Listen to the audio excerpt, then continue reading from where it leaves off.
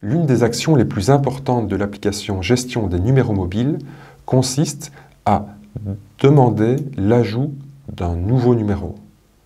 3 cas de figure sont envisageables. Le transfert d'un numéro mobile provenant d'un autre opérateur vers Proximus, le transfert d'un numéro mobile provenant d'un autre compte client Proximus ou d'un Payengo, l'activation d'un nouveau numéro.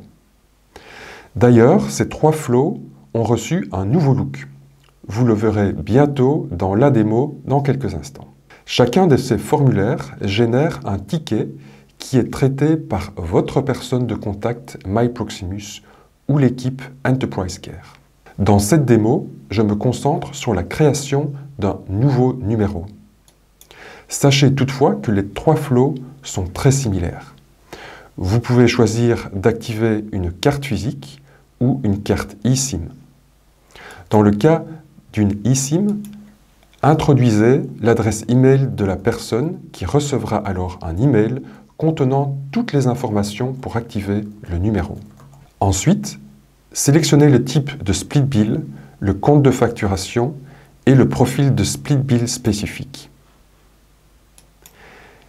Les profils de split bill que vous obtenez correspondent aux modalités stipulées dans votre contrat. Si vous souhaitez modifier les profils de split bill existants ou en créer de nouveaux, veuillez contacter votre personne de contact MyProximus ou notre équipe Customer Care. Puisque nous avons opté pour une facturation partagée, dite split bill, nous pouvons introduire les données de facturation des employés à l'étape suivante.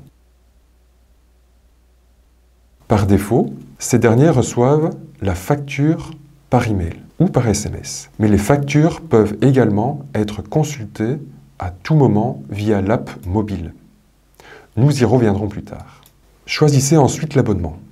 Ici aussi, vous pouvez désormais choisir par défaut les possibilités compatibles avec votre entreprise.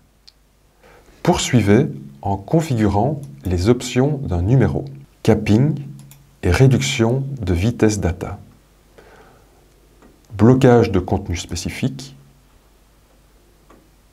roaming et d'autres options éventuelles.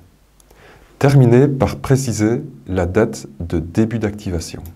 Comme dernière étape, vous obtenez un aperçu complet de tous les paramètres et vous pouvez configurer la création du numéro.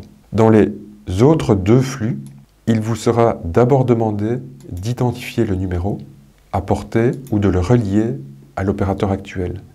Dans le cadre du transfert d'un autre numéro postpay, Proximus, vous pourrez également télécharger un fichier de transfert. Vous pouvez immédiatement télécharger à nouveau ou l'ajouter ultérieurement au ticket qui a été créé.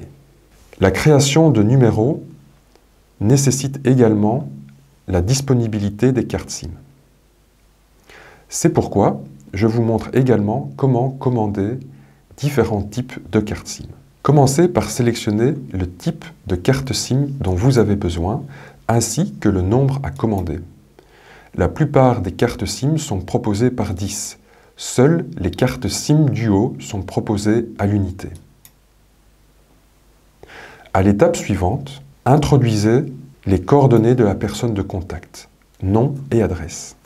Si vous commandez des cartes eSIM, vous recevrez des bons reprenant les principales informations pour passer à l'activation. Les cartes eSIM peuvent ensuite être activées sans contact. Comme dernière étape, vous obtenez un aperçu de votre commande.